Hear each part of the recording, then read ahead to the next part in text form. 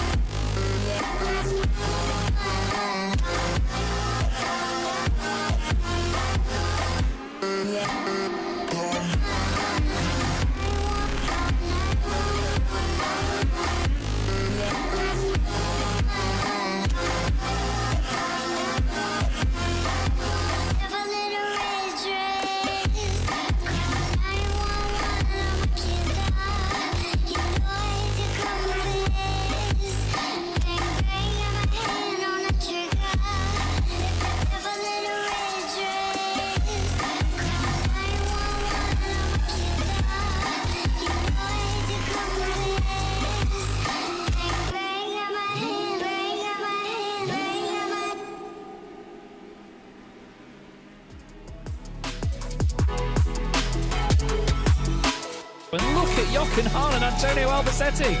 The two of them go flying through the right-hand side, then the left-hand side. Jochen Hahn around the outside, and Lucas Hahn, no father and son, come together on the exit of turn 1. And the best thing about this is the fact that it's still a 15-minute sprint race. They've not extended the time of the race. It's still just like, it's going to be, 7 laps as well for it to not. Yeah. We get to the real nitty-gritty of motorsport. Cranston and Smith are side by side for the title in the very final race of the season. So they go back up the hill towards the Schumacher. Nils Kor clips the back at 10. Simon Povey clips the side of Nils Kor. They go over the hill and Povey's around.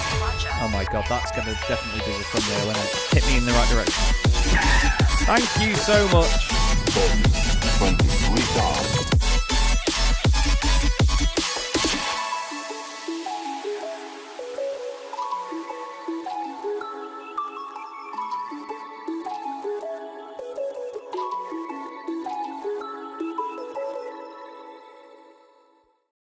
Racing isn't easy, but experiencing it is. iRacing puts you in the driver's seat with the industry's leading sim racing game. Drive on laser scan replicas of the greatest racing circuits from around the world. Go head to head against other drivers chosen by skill-based matchmaking to ensure competitive racing at every level. Compete across all your favorite series. In officially licensed cars, engineered to deliver the most accurate driving experience possible.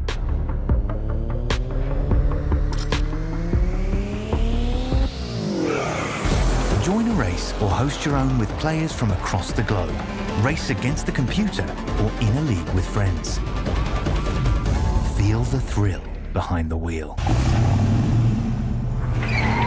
Visit iRacing.com.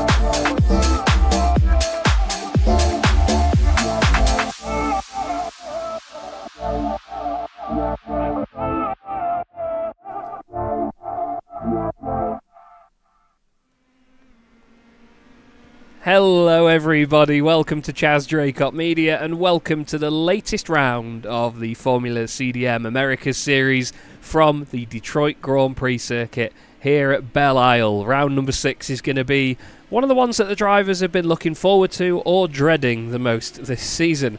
As you can tell, an ill Chaz Draycott in the commentary box with the delightful and hopefully fully healthy Dara Thacker with me. Dara, we've both been talking about this one as the season goes on. It's definitely going to be a race that either makes or breaks people's championships.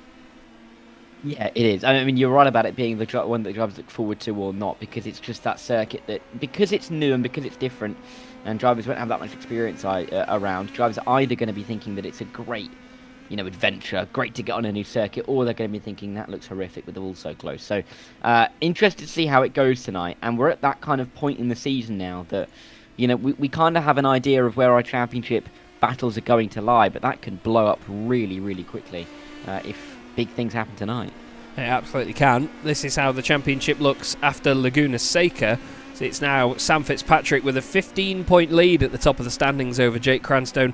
Lee Aberdeen had a nightmare evening with that wheel disconnect in the first race and then the big incident in race 2. He's dropped down from 1st to 3rd. Aaron Smith remains in 4th place with Kevin Zemstra going well in 5th. Jack Reeve had a great night back at Laguna Seca. He moves up to 6th in the championship, 20 points ahead of Alexis de Klerk, with Alex Fretwell, Aaron Smith 2 and Alex Jonsson still completing the top 10. With, unfortunately, after he won the very first race of the season, we've not seen Alex Jonsson back since mid-Ohio. Flaxen Sport, though, Dara, talk to me about them. I mean, we expected them to do well in the team's championship on paper, but, well, they're dominating it, aren't they, quite frankly? Yeah, I mean, they've got more than double anybody else's points, don't they, at this stage of the season? I mean, it is slightly ridiculous how much they've been able to pull. And yeah, I guess Jake Cranston's on his own, fighting with one hand in P2 in the championship, but no one else has really been able to lay a glove on him. So, yeah, they're the only team with 2 drivers inside, I think, even the top 10. So they really have done very well. And even if they had the drivers 4th and 5th in the championship, they'd still comfortably be winning it. Just happens that they're 1st and 3rd, right? Yeah, absolutely. It's very interesting to see that they've managed to really make it work with the capability that they've got, We now move over into qualifying. As you can see, we have the beautiful Detroit backdrop just over the other side of the water. And the first driver that's going to head out in this qualifying session, who is revving the car similarly to modern Formula 1 cars, and if you've not been following that news, it's going to be fun. Silas Kragvrolik joins us again. Last time I saw Silas in one of my leagues, funnily enough, he was in a McLaren, and that was all metallic, silvery coloured. He's going to be the first driver out on circuit. Good to have him back. He's not been in one of my leagues for maybe 2 or 3 years now, and he's been really excited to come back into Formula CDM. Don't think he's going to be going back out on... Oh, actually, I was just wondering, when is he supposed to be... He's just asked, will somebody be calling out the one-shot qualifying like in Formula 1? No, and I don't think he's quite understood the format, unfortunately. Hopefully he will go out just whenever the time suits, but he was due to be the first driver out. I did say in the driver's briefing, any questions, but Silas has jumped in last minute, to be fair. He is typing. We'll tell you what he says live on air. Alex said you're going out with 17 minutes and 30 seconds left in the session. He said his pedals have done weird stuff. Oh, okay. So he can't qualify. So this is Silas Kragvrolik, everybody. Flat out. But unfortunately, that's probably why it was sat revving like mad, in fairness, wasn't it? Was the fact that the pedals were broken. Oh dear. Yeah. Oh dearie That's a good me. start to the evening, isn't it? Yeah, Rob. You mentioned the comparisons about the F1 cars and not really being able to get off the line very well. Well, there you go. Yeah, very true, yeah. Perfectly demonstrated by Silas there. Yeah. It's about as exciting as F1, isn't it? Well, funnily enough, next up at 17 minutes left should have been Rob Lundgren. He's not here tonight. Victor Oliveira, 16 and a half minutes. He's not here tonight. Sean Clark at 16 minutes has a one-race ban. The next up will be Taylor Lane. Taylor Lane should pop into the pit lane any moment now. And with 15 minutes and 30 seconds left on the clock, Taylor should leave the lane and get on with it. There he is in the DNA Motorsport car. So apologies to the audience watching for the quieter start to qualifying that we've had here, but it is what it is sometimes in motorsport. Melbourne 2016 all over again. Yeah, absolutely. Well, let's go on board, shall we, Dara? Because a lot of the discussion this week has been about how bumpy this place is, and I mean, they're not lying, are they? Good God. And these cars are light enough that if you catch a bump the wrong way, you are going airborne. Yeah. So you've got to be careful. I do like this track. Me too. We're coming towards turn 3 and 4 now. It is an interesting one when you get into the overtake, particularly towards turn 4, because, in this iRacing homologation, there is no... there's no barrier between the track and the grass there. It can very easily go wide. Up towards turn 6 here, this right-hander, really important corner, because you can see the track, it becomes an airstrip, quite frankly, with how wide it is, and runs up towards turn 7. Yeah, it's not a perfect straight, couple of curves in it, but it's probably one of the best overtaking opportunities on the lap, down in towards this right-hander at turn 7. Feels a bit Jeddah, this part of the circuit, to me, with the little off straights leading into fast flowing corners, but then you're going around what isn't the fountain. It's just a double left-hander through this park part of the circuit, almost triple left-hander even, but just a couple of the corners are counting as numbered corners, and then you're onto the roads on the outside of the park. You just have to kind of follow the island around through 3 right-hand bends, through 12, then quickly up to 13, and then it's a bit of a run towards turn 14. In IndyCar, the timing line's here before they get to the pit lane, but our timing line, of course, will be start-finish line. Very interesting indeed. First corner as well, big commitment here. It's a long sweeping right into a long sweeping left. Now this goes over a crest. If you drive a safety car, it's really easy to spin there, I've seen. But then we've got this huge straight down towards turn 3. This is going to be one of the key overtaking opportunities tonight, isn't it, this run down here? Yeah, it really is. It's a turn 3, and I think turn 7 likely to be our biggest spots. But if you can't get it done at turn 3, you're going to be fighting into this right-hander at 4, and it does tighten on the exit there, so you've got to be careful. Past the fountain on the right-hand side of the track here, as you work your way through 5 and then into 6. This is a track. It's not used anymore, obviously. It's now disused, but I miss it. Rosenqvist going, it's throttle jamming into turn 6, going straight into the tyre barrier. Maybe one of the most exciting things, if not scary, that's ever happened at this circuit. But it's a great little track. It really is, yeah. It really demands a lot from the drivers, and Taylor he's trying to meet the demand. He's really throwing this car around. You've got this triple left, as Dara said, into here. Find a little right-hander there. Oh, just trying to get it stopped. It didn't quite work for him. You won't believe how long those 2 cameras took me to set up as it goes past on the barrier. Nightmare fuel. But we've stuck with it. Ooh, Taylor's kissed the wall there. I'm not sure if that's going to invalidate the lap time. Makes the run now towards the line.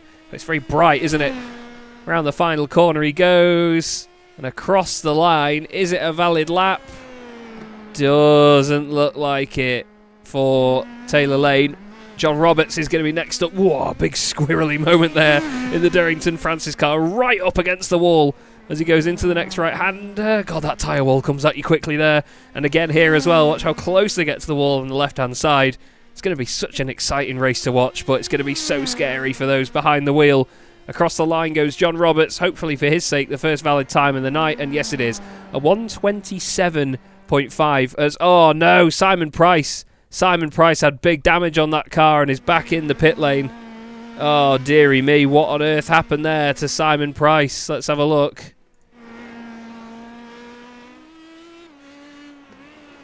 Must have just clipped a curb or something. We saw, didn't we, down at turn 7. The curb is sort of way off on its own, isn't it, in the middle of nowhere. It's hard to sort of judge where it is. Is he just going to go too hot and lose it into here? Oh, yeah, it's gone one way. Oh, and then it's really bounced back the other. Oh, dearie me. Poor Simon Price. Francois Brandet is going to be next across the line, though. The Frenchman, purple in Sector 4 here, Dara. He's pushing. Yeah, just a couple of corners to go as then he will run towards the line, trying to get that faster time so far, albeit there is just that one benchmark lap from John Roberts to kind of mark himself off. Let's see, to the line he goes. Looks like it's going to go fastest. And will. 26.8 is now the benchmark that they're all going to have to chase. I wonder how many drivers we will see not set lap times in this session. Of course, Taylor Lane, one of them. Danny Weir now as well. Sorry, not Danny Weir. Was it? Hang on. Simon Price. Yes, it was. Oh, sorry. Thank you. Simon Price. Not setting that lap time. So, there's a few that I'd be interested in seeing how they can get on here, because of course if you start further back in race 1, you're going to have to battle your way through to try and start towards the front in race 2. No reverse grids to think about. So yeah, interesting one this, I think. Yeah, absolutely. And it's strange because sometimes, you go to circuits with grass and runoff and gravel traps and so on, and because you can push and dip a wheel onto them, which then invalidates your lap time, if you push at a circuit like this, you're in the wall.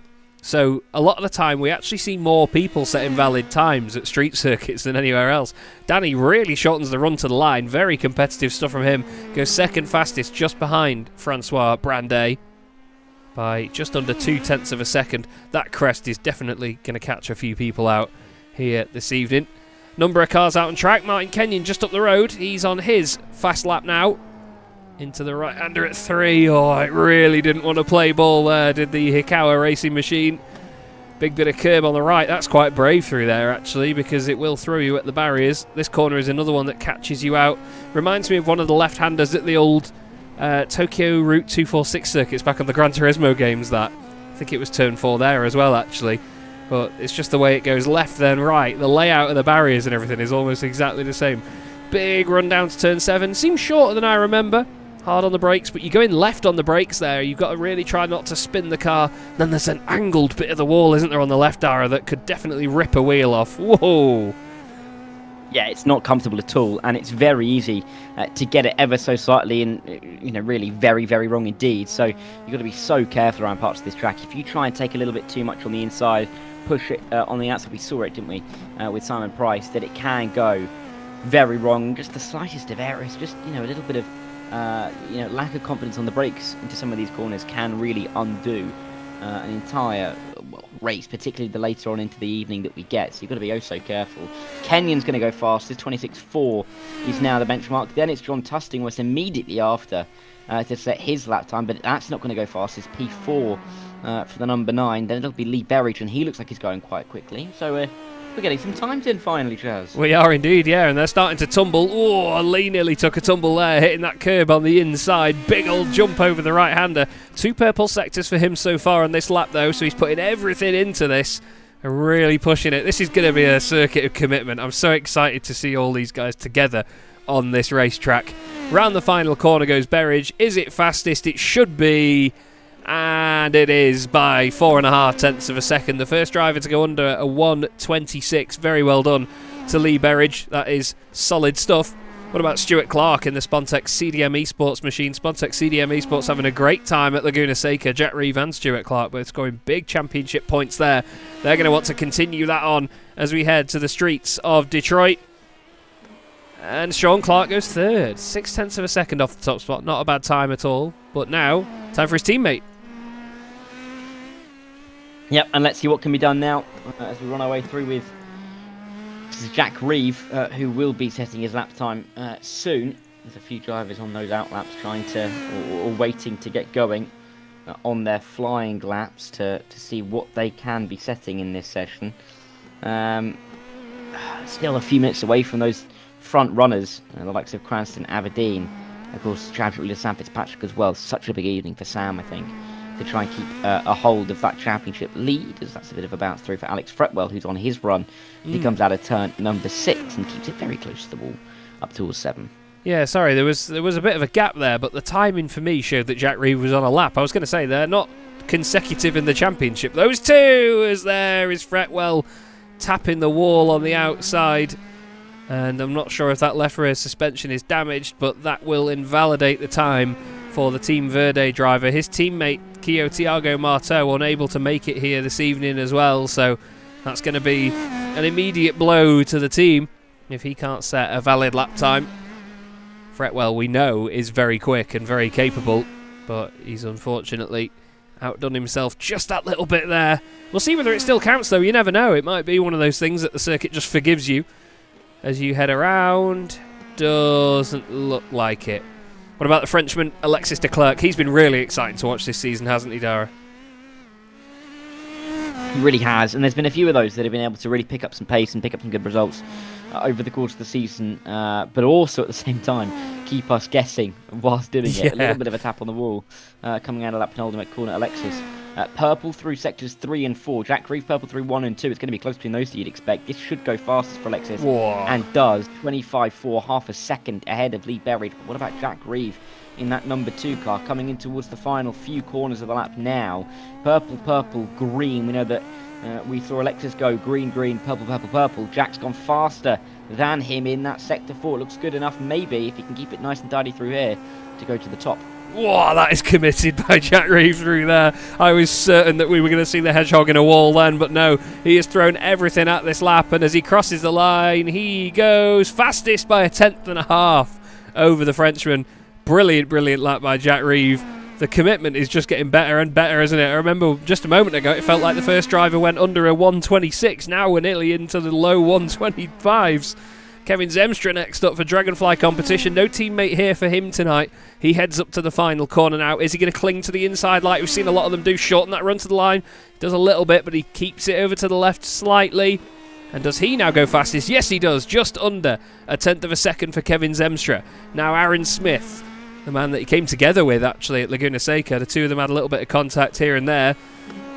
But Aaron, again, is another one, isn't he, that he's fast enough to win this, but he's just had a bit of an up and down season. And hopefully he can pick up another win that he so rightly deserves here tonight. But, oh, that's committed as all hell through there. Yeah, that was brave.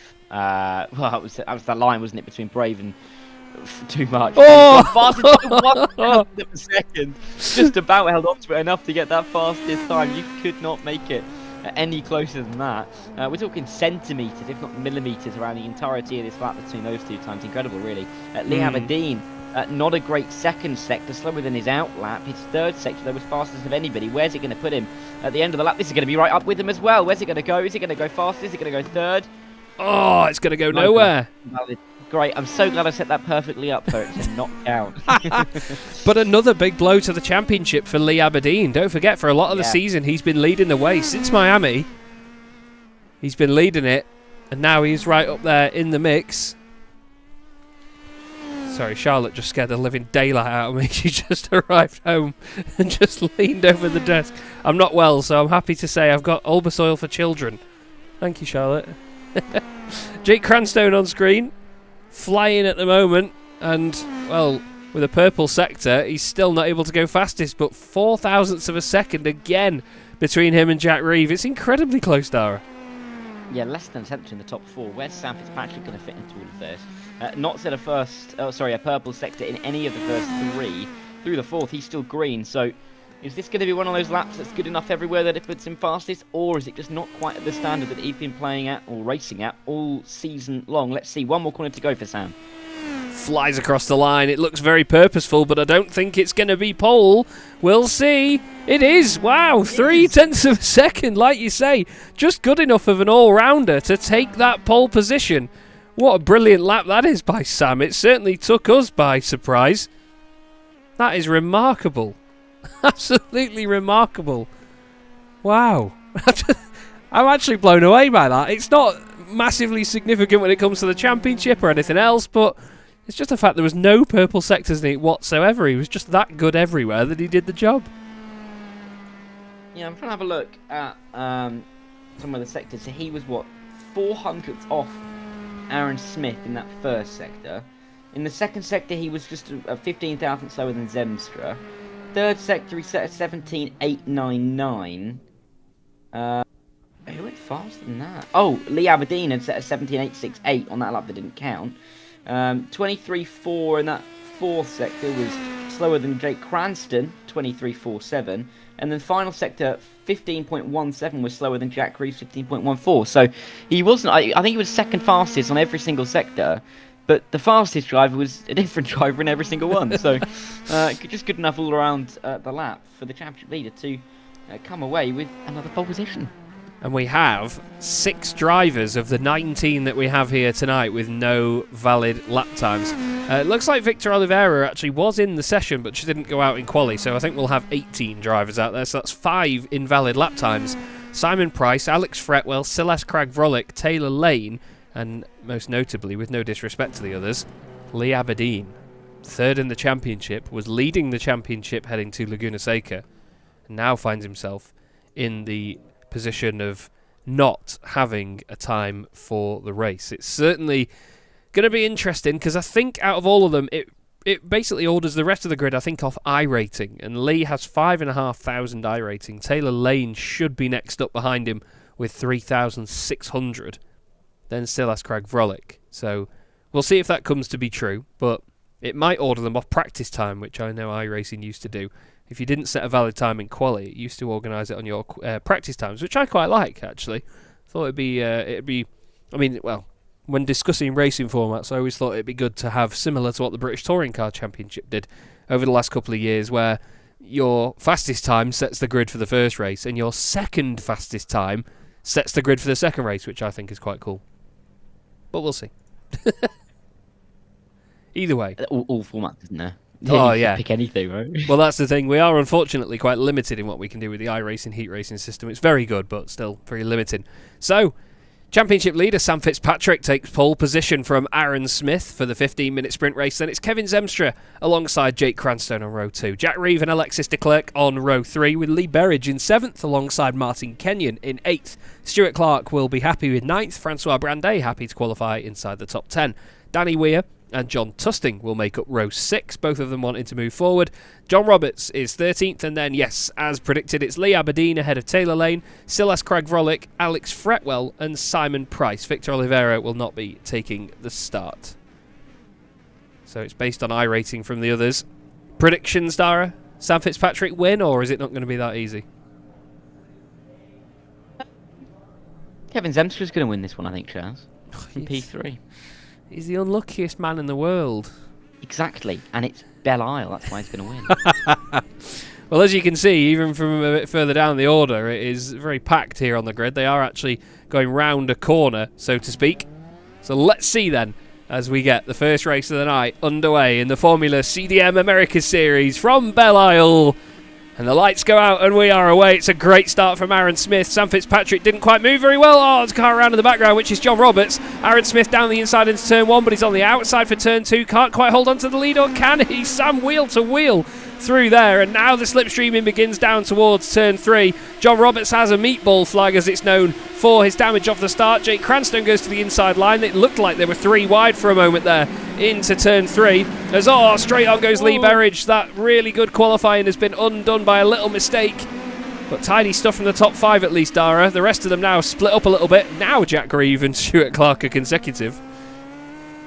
Yeah, a good real avoidance from Lee Berridge to make sure he didn't stack it into the wall there. Turned left just at the right time to try and avoid big contact with the wall, so he's still going, and there will be cars that safely by the wayside here. Still battle for the lead though. Aaron Smith not allowing Sam Fitzpatrick to get away at the front. Zemstra back in front of Jake Cranstone around the outside. Great little move there, and here comes Jack Grieve as well. Inside in towards turn 8. Oh, it's so dicey through here.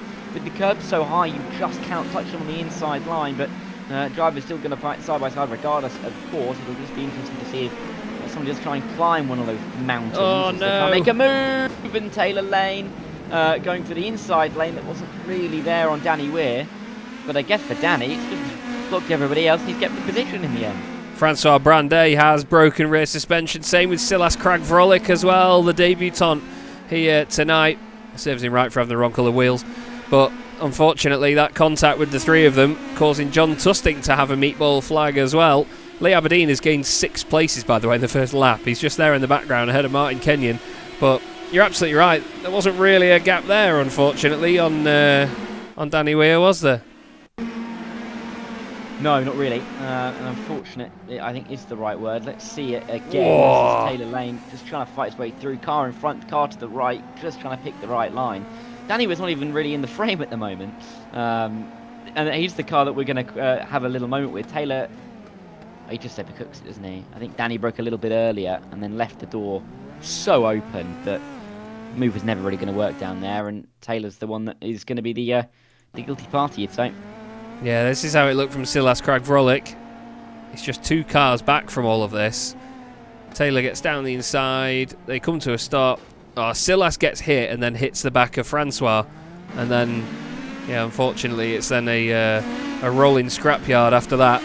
The whole top 6 are where they started this race on the second lap. And it's starting to spread out a little bit, actually, because the drivers are, I imagine, finding it quite hard to follow each other really closely with the aero wash around this place, because a lot of the corners you have to be so committed here and really be prepared to throw it up close against the wall on the exit that you can't really risk it, because, I mean, you try and stamp on the brakes in this car halfway around a corner, you're going to have an accident. Yeah, you are, and that's the issue. And if you do have an accident really anywhere on this circuit, you're likely to be piled into by some of the others as well, right? So, so dangerous. This is Lee Aberdeen trying to make a move through on Stuart Clark, and did it very nicely down towards turn number 1. Lee started P14 up to P7 and is 6 seconds off the lead with a nice 2.5 second gap to drive into. So some good clean air, and if anything, some good practice, I think, over the next few laps for Lee. Yeah, absolutely. He can now really throw the car in and put some solid times in. Alexis de Klerk is just holding on to 6th position. He's not quite on the back of this leading train, though, so he's not able to use the slipstream or anything. Jack Reeve and Jake Cranstone side by side. Reeve with a big send down the inside, a little slide that scares Jake, I'm sure, as he goes through. Let's not forget that Jake Cranstone, after the first couple of rounds, led the championship, and it looked like it was going to be him up against the 2 Flaxon Sport cars. Since then, though, he's just not been as sort of potent as we've seen before, has he? I don't want to say that with any disrespect towards Jake, because he's always fast and he's always entertaining, but he's just not stood out as much as he did in the first couple of rounds. Yeah, and that's fair to say. I mean, he's been in the championship contention all the way through because of the kind of foundation that he built up for himself, if you will, in the opening couple of rounds. But he's not really been able to build exceptional results off of that. They've been good enough to keep him in the championship frame, but P5 is kind of where he's been a lot of the season, at least for the last 3-4 rounds. Let's see if he can make it P4 around the outside. I'm quite going to go for it there, and probably smart to back out of that, because he could have found himself firmly in that wall. He absolutely could have done. Martin Kenyon just chasing down Stuart Clark here for 8th position. No reverse grids to think about, but Danny Weir is on for a top 10. So too is Taylor Lane. It's nice, actually. Danny is back in front of Taylor after that incident. I'm not sure if Taylor let him go at the time. I can't quite remember, but nice to see that has been reinstated either way. Alex Fretwell's gained 5 places from where he started. He's having a good run. So too is Simon Price. He's now up into 13th place. But Sam Fitzpatrick continues to lead this race, but only by 0.4 of a second from Aaron Smith. The two of them are then 1.8 seconds clear of Kevin Zemstra, who has company in the form of Jack Reeve and Jake Cranstone. Kevin holding on to that podium position just in case things go awry up ahead. But it's been a great race so far, and a busy one to say the least. Yeah, it has. And we've only had, 6 minutes, not even, of this race. And it has been a bit of a hectic one so far. Sam is just about keeping everybody at arm's length, and that is really the target that he's come into this race for, of course. Just get the points on the board. You want to complete the championship. Yes, he's only winning by 15 points, but he wants to complete it as quickly as he can, keep himself away from the rest, to not kind of have to worry going into the last week of the season in what is literally a fortnight. It's such a quick turnaround now. If you can't even believe it's only a fortnight until the end of the season, but that's where we sit. And so Aaron Smith knows that these are the races that he has to win, not least because right now he'd get the points difference, and he'd get an extra couple of points on Sam, but he'd then start race 2, the feature race with the bigger points, ahead, which is going to be an important factor, as we've seen so far, because it hasn't been the easiest to overtake. Yeah, definitely. I think it's one of those circuits where qualifying is important, and I think the drivers knew just how important it was going to be. Zemstra very much under attack here from Jack Reeve, and Jack needs to really be careful about this and wind it up slowly if he's going to have a go at the Dutchman. A little slide there from Zemstra as they go into this triple left. Again, needing to be careful. They've got cars behind as well to think about, because if they battle too hard, they'll bring the others into the mix. Martin Kenyon on the back of Stuart Clark right now. In 8th and 9th places, these two. Solid run through the order, though, from Fretwell and Price so far. 5 places gained each as, Danny Weir. Danny Weir has had a spin. It's quite late after the corner, is it not? Danny through this almost triple left-hander. Down into where he had the incident before with Taylor. Gets out of the corner. It's just as he comes off of that little dip in the track, I think. Track drops ever so slightly, and the amount of power he's putting into the car is just unsettling the rear end, and that's what's going to cost him. Back to live pictures, Zemstra. P3, just about. Jack Reeve not able to get through, but he's been doing some really good work in this race so far. Through on Cranston, putting the pressure on Zemstra as well for P3. And, the top two are gone. This really is a battle for third. Yeah, it really is. Jack Reeve has come back completely reinvigorated, hasn't he? He's been fantastic. He had a great run back at Laguna Seca, but all of a sudden now he's saying, look, I don't want that to be a flash in the pan. I want to go for it here at Belle Isle. Late on the brakes down the inside. Zemstra wants to try and cut back on him. It doesn't work. Reeve is through. He knows that sort of move is what works here at Belle Isle. Cutbacks are difficult, and he's made it. Lovely stuff down the inside by Jack Reeve. Now, can he hold on to it? And look how closely these guys are able to follow each other around here. It's pretty scary.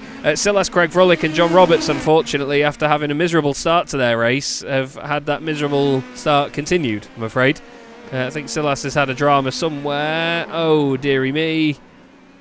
I think that John's had a separate incident, and Silas has carried on. So what on earth happened to John? Oh, that's what happened to John. Yeah. Same place as Danny. I reckon did exactly the same thing. I reckon that rear left started to just wheel spin a little bit more. That's front left. Looked like his wheel had disconnected then. His wheel was not turning at all. Oh no, Cranstone. Nicely done. Very, very. If anyone was going to style it out like that, it'd be Jake. If anybody was. Great. Wow. Oh, just avoided the wall on the left-hand side there as well as he tried to get to the right-hand side of Kevin Zemstra. Jack Reeve is through. Kevin had lost the spot, but he just went in too deep. It's just that moment where you can't stop any quicker. You're hoping not to hit the car in front, and all he can do from then is go straight on, but he started that out very nicely. Yes, he's lost the spot, but it's not disaster for Jake. Yeah, it's at least going to still score points if he continues on to finish where he is. Silas Craig-Vrolick has now had a drama. Yeah, that's... yeah, that's drift spec, that is. That is very drift spec. I don't know where he went in the wall there, but yeah, it appeared in the wall.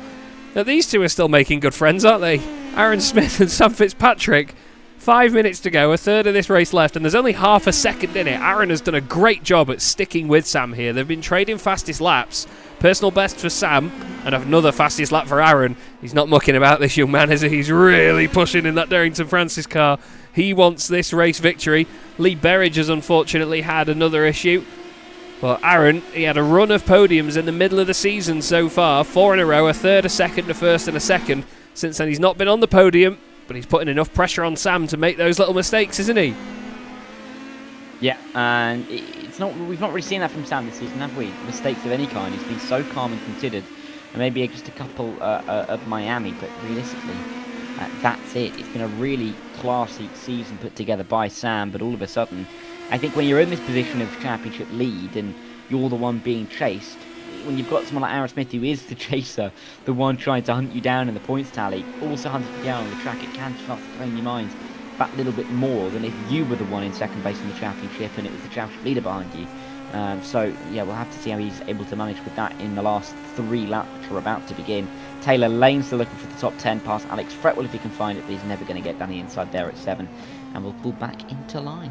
Yeah, absolutely. Great chase going on here. This is for the final championship point scoring position as well in this sprint race, and obviously a position on the grid for race 2. But I must say, oh dearie me, that looked like it was a little bit out of control then. I must say, out of everyone in this race though, Lee Aberdeen's been really impressive. You know, he made a lot of places up in that first lap, which is the most difficult time to do it. But since then, he's just been on the pace. He's been churning away at the laps, and now he's right on the back of Alexis de Klerk. And, well, he's got the chance now to get even a potential podium if he fights hard enough, because they're all within slipstreaming range. Yep, they are. What a save! Oh, my word. No, I don't know what he shouted because it was in French, but it's probably not broadcastable. But Alexis de Klerk, wow. New overalls, please. That was very sudden, wasn't it? Yes. It was not a comfortable moment, was it, at all? Let's see it again. No, we're not that again. We will, promise. Taylor Lane first, losing it through turn 1. Oh no, it's Fretwell. He just scraped along that tyre. Oh, that tyre barrier. It's absolutely not a tyre barrier. Where's the tyre? It's not there. I mean, Alex applied one. Yeah, you could see him losing it on the under braking. Must have got off the pedal. Yeah. Just in time to avoid that. Terrifying. Absolutely terrifying. So is this view as well from Sam Fitzpatrick back at Aaron Smith, really lobbing this car about to come after him. This shows you just how narrow this place is though when you see it from an onboard camera like this. It is pretty scary how close they get to all of these walls. This camera angle was designed based on some of the camera angles they used to use in Formula 1 in the 90s. I remember watching some of the old Murray Walker videos and VHSs from this sort of camera angle, and these tracks are the ones where it really, really thrived. I remember watching them at Adelaide in particular, which would be great to have on a calendar in Formula CDM, maybe in the future, we'll see. But next up will be the British Series, which is going to be good fun, which will start in not long. That'll be up on us in minutes, I can tell. Ooh, did Aaron just clip that then? The car jolted right. I think he just clipped that wall, but he got away with it. Seems fine, but that's... Yeah, it's not. It's not that close. To the car, is it? No, but all it takes is another millimetre either side, and maybe a bit of the sim miscalculating it. It's game over. There's 1 lap to go here, Dara, and I mean, I'd argue this isn't finished. No, not at all. Aaron is still here, still applying the pressure. It just takes 1 momentary lapse of concentration from Sam, just as you said, that millimetre left or right that could be so costly. Through they come into the final corner. See how close they are to the wall there on the left-hand side. But the white flag will be flying. There is Barney up in the on the flag tower, making sure that all of the drivers know we have 1 to go here. 5 thousandths between their 2 lap times just gone. It's a battle between them for P1 and 2, and you can tell Sam's getting cagey because he's slower than both Jack Reeve and Alexis de Klerk on that lap. Yeah, he's not the most comfortable right now, is Mr. Fitzpatrick, but he does survive under pressure very well. He's won 3 of the last 4 races in Formula CDM. He took his first win in the sprint at Montreal, then he won both races on the night at Laguna Seca, only the 3rd driver in Formula CDM history to do so.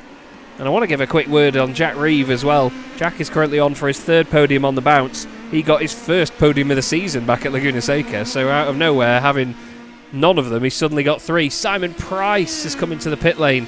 He's got a meatball flag, he's got a broken car. He's stuffed it into a wall somewhere and lost that front wing. But Sam Fitzpatrick's only got half a lap to survive here now, Dara. And, I mean, hats off to Aaron, because what a chase he's put in. Yep, really has applied all the pressure that he could, but it's just going to come up short unless there's a big mistake into the final. Actually, really, these next 2 corners for Sam Fitzpatrick. Has to negotiate his way around the second one, I think, more importantly, because that is where we've seen them get so close to the left-hand side wall, but he's done it with ease. And Sam has executed a pole start to perfection. Absolutely, 3 in a row for Sam Fitzpatrick, and he wins ahead of Aaron Smith here at Belle Isle in the sprint race. Jack Reeve gets his 3rd podium on the bounce as well. Kevin Zemstra, Alexis de Klerk and Lee Aberdeen very close to the line. The Frenchman just pipping Lee to the line. Jake Cranstone won't be too chuffed with that result. He finishes ahead of Martin Kenyon and Stuart Clark. And these two, Taylor Lane and Alex Fretwell, have become very good friends over the course of this race. They're going to finish just together. Taylor Lane snatching a points finish. And a very good race by the pair of them. Danny Weir, he'll be a bit gutted. He'll be wondering what might have been just outside of the points on this occasion. And hats off to Lee Berridge, because on that opening lap he did the right thing. He got out of it, went down the escape road, manages to finish in 13th position. Still clearly enjoying himself though along the way.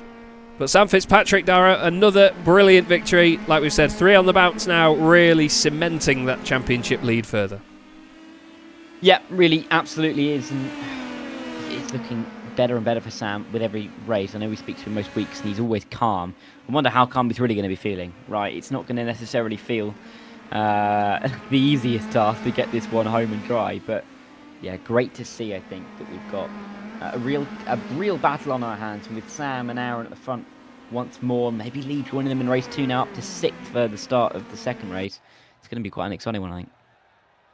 Yeah, absolutely. I think we are in for a banger in race 2. We now have the warm-up session for the drivers to enjoy, but we'll have a quick look at the results, of course, of that first race. Excuse me, sorry, still struggling to breathe at the moment with not being well. Sam Fitzpatrick wins then, 15 championship points his way. Aaron Smith scores 12. That's the total amount of points he scored at Laguna Seca. Jack Reeve, his 3rd podium in a row. He'll be buzzing with that. He's ahead of Kevin Zemstra and Alexis de Klerk. He will complete the top 5, just ahead of Lee Aberdeen, but barely anything between the two of them. Great drive that by Lee, hats off to him. Jake Cranstone, again, doing the right thing and getting into the escape road when needs be. Martin Kenyon, good drive from Martin. He finishes in 8th place ahead of Stuart Clark and Taylor Lane, who complete the top 10. Alex Fretwell just in the chat saying not sure how he has any rear suspension left after that. Finishes in 11th. Danny Weir, 12th. Lee Berridge 13th, ahead of John Tusting. Francois Brandet and Simon Price. They finished within a second of each other, actually. The two of them, I'm sure, were laughing about that. Silas Craig Vrolik 17th. John Roberts 18th. Both of them classified as out of the race. Well, we certainly had a lot of entertainment there, Dara, but we've got 40 minutes now for the drivers to prepare for. What do you think we're going to see there? Portion off the start, I think we're going to see drivers not wanting to throw it too early. But I also think at the same time we're going to be seeing a lot of drivers pushing on, I think, towards the middle of the race. Normally we would see drivers try and make moves very early on and then kind of make it up from there. But I'm just not exactly sure that's how it's going to go tonight with this circuit. So I think it's maybe a little bit of a change, but frantic end all the same as we used to. That's not it for the line for Lee. Okay, neither's that. Well, you know what? It's quite often that when you commentate on the same driver for a number of series, you do tend to see this similar behaviour. The amount of times I've seen Lee have a little moment like that and then just think, oh, stuff it, it'll be funny if I throw the car in the wall now. You know, I've seen him do that before at Donington Park, where I think he had an off at the last chicane, and then he drove it into the end of the pit wall at full pelt just for a laugh. And it's funny how you see drivers do that again and again. Dara and I are just going to take a quick break here on Chaz Draycott Media, everybody. So please enjoy the warm-up session for a few more minutes, and we'll be back with you for the feature race. We'll see you in a sec.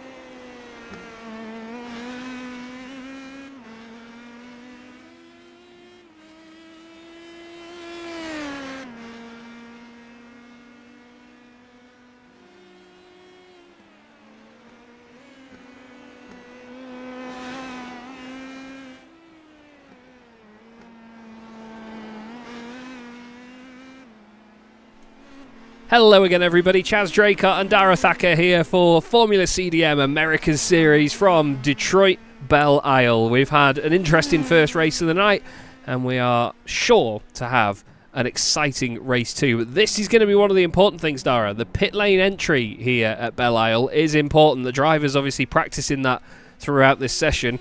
It's going to be a really different kettle of fish this second race, isn't it? Yeah, and it's a weird pit entry, isn't it? And pit exit as well, as you kind of emerge onto the racing line. So you've got to be careful when you do that as well. So, yeah. It's always fun when you get an interesting pit lane. You know, you got your Monzas, don't you, that are boring. You come off the racing line. You go back out, not onto the racing line, all down the same straight. Boring. You've got some fun ones like Yas Marina, Shanghai, even Montreal that we've been to this season, of course, where a little bit of jeopardy at the end of all that. But yeah, this is a nice little one. I think the drivers are going to be horrified at the thought of having to use, to be honest, and that's exciting for us up here. Absolutely. Taylor Lane has apologised to Danny Weir in the chat, which is very, very good of him. He said it's all good. Danny said it's no problem to me, no damage to my car anyway. Francois said lucky you, because he got quite a lot of it. Lee Berridge said that he thinks the first 5 laps he had oil on his rear tyres. He said he didn't spin at all in practice and seemingly saved all of his spins for the race. So, some fun discussions going on in Discord. I like the fact that drivers talk about their race in the Discord, because then we can relay it and use it as almost like post-race interviews to give everybody between the races. I think, actually, to be fair, interviews between the races would be quite good. We used to do that during the British Boring Car Championship. What do you reckon? Yeah, I'm not against that. Not at all. Might have to brief them on that. Yeah, it's a good point. But yeah, it's kind of nice to get kind of insight into what the drivers are thinking, particularly when it comes to in the middle of the race. Yeah. Because they don't think anyone's looking or listening, but we do. So we get a really good read on them. Sam Fitzpatrick practicing his starts there, as you can see, to make sure he's got it all down ahead of race number 2, the feature race here, which is a 40-minute sprint. No, 40-minute race. Comes after the sprint with a mandatory pit stop in the mix. Now, I don't mean mid-race interviews, sorry. I mean mid-evening interviews. So, you know, while the warm-up's on, if there's a couple of drivers that aren't going out on track, it'd be good to hear from them and speak to them. We used to do that, like I say, in the British Boring Car Championship, and it was funny because then they'd say, oh, I didn't have a good race one, so I'm going to send it race 2, and then it'd be funny where they crashed. Sam Fitzpatrick starts on pole position ahead of Aaron Smith, Jack Reeve and Kevin Zemstra. Alexis de Klerk will start alongside Lee Aberdeen. Watch out for him in this one, there's lots of potential here. Jake Cranstone as well will want to go forward from 7th on the grid. He's alongside Martin Kenyon, with Stuart Clark and Taylor Lane completing the 10. The rest of the grid will filter through your screen now. Any predictions, Dara? Well, my race 1 prediction went really well, so I'm going to go with Sam Fitzpatrick for race 2. Interesting indeed. Kevin Zemstra starting 4th on the grid. Looks like he's way further back than 4th, doesn't it? But he is only 4th on the grid. Not a huge way for him to go forward here. Let's find out what they've got then. 40 minutes of racing is about to get underway in the Formula CDM Americas Series from Belle Isle, and the feature race is underway. Sam Fitzpatrick gets a much better start. It's been a very clear thing that he's practiced them, and he's certainly made it work here. Taylor Lane's had a great start and gained 2 places already in the DNA Motorsport car. Jake Cranstone, close with Lee Aberdeen. He went around the outside to begin with, but look at this lot on the right-hand side, Dara, as they go all the way to the inside down towards turn 3. Yep, 2x2, really, all the way through the pack. As it's Jack Reeve on the inside. Careful, don't hit the championship leader. He's going to get to the inside of Sam Fitzpatrick, I think, towards turn 4. He does. And Jack Reeve takes the lead. A little bit wide as well for Sam. Could invite Aaron Smith to come back through, but Jack Reeve, man on a mission, past the top 2 in the championship in the opening few turns, and he's driving away from them as they fight it behind. Aaron Smith has stayed in P2, Reeve and Fitzpatrick swapping off the start. I'm not biased. Don't look at Jack. Don't look at Jack. The Spontex CDM Esports car leads the race, but very clean stuff from everybody. Everyone from 14th down to 18th as well. No, not anymore. I was going to say they've stayed where they are as well. John Tusting has decided to do the long straight layout. He's now filtering back in front of his teammate Simon Price. Car off. I hear a car in the wall. Is that Lee Berridge? Lee Berridge has kissed the barrier somewhere and had some drama. His teammate Silas Craig-Vrolick not far behind. Going to give him a slap on the wrist for those wheels. but Jack Reeve leads. Aaron Smith has re-inherited second, but Sam Fitzpatrick, well, as soon as he was offline, he just got, I was going to say freight trained, but he's only lost 2 places. Still, not what he wanted. No, not at all. And really, those little moments can be the ones that can change the outcome of the championship. So we've got to be careful from here how he manages to try and pick his way back through. Kevin Zemstra slipped back in race 1, slipping further back in race 2 as well. Of course, started P3, race 1 finished P4, now down to P7 after only 1 lap. With de Klerk, Aberdeen and Cranston all coming through. But we now have a front 7 really, with, you'd argue, the 7 fastest drivers over the course of the season so far. So this is going to be an intriguing battle. It absolutely will be, yeah. Alexis de Klerk in the middle of it as well. The Frenchman in car number 12. He's arguably been one of the quickest and just, again, not had much good luck on his side. So he and Lee Aberdeen very much share that sentiment, I am sure. Simon Price has unfortunately had a drama further down and he has come to a stop. He's got going again, so I think maybe just a spin down at the chicane. But Jack Reeve made an amazing start. We'll have to go on board and watch how it all unfolded, really. I don't want to, but we will. Let's see. Have a look then.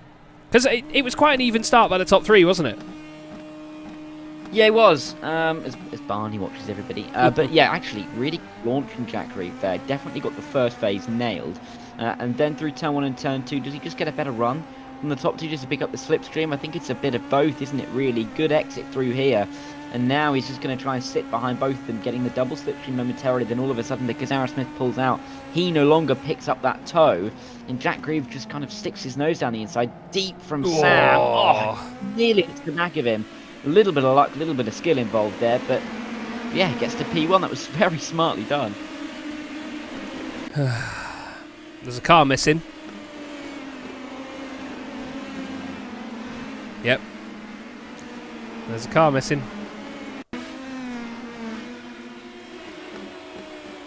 Oh, okay. Well, that's okay. That's not okay. That's not okay. Ooh. Was he given a tab there towards turn 1, or was that just on his own? It's difficult to see from that angle. Jake Cranstone just behind. Behind. No. It's not a tap there. Just went in too hot. Unless there was net code. But let me tell you, Kevin Zemstra is very lucky not to have any major damage from this. Because he... Oof. Wow. You know what? I think the netcode actually came in there because he didn't touch that car on his screen, but it definitely affected Lee Aberdeen.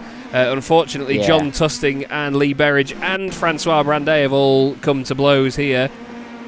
John having a moment on the exit here, maybe. Car in front has gone. John has gone. Oh no, Lee Berridge and Francois Brandet.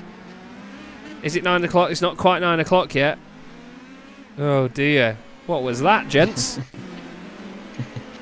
Silas wasn't complaining, was he? He No. straight through it all. Well, it was his teammate. Well, oh that's no. true. Well, yeah. Well, there's nothing that Lee can do. No. Detroit, not known as a city of romance until tonight. I wouldn't go that far, to be honest. The rear of Francois Brandet's car clearly channeling its inner Frenchman there and giving up. Jake Cranstone moving up into 4th position ahead of Alexis de Klerk. Let's have a look how this happened. I think Alexis might have just had a bit of a moment out of the right-hander and lost all momentum here. Let's see.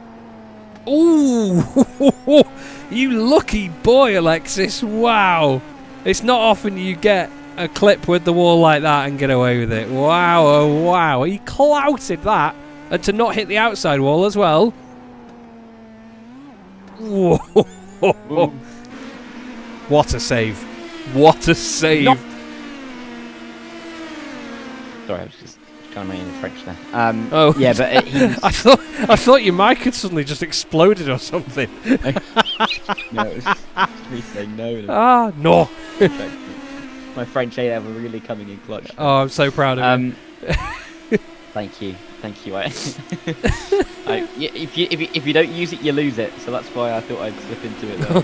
There's too many jokes in there, Dara, quick. Come on.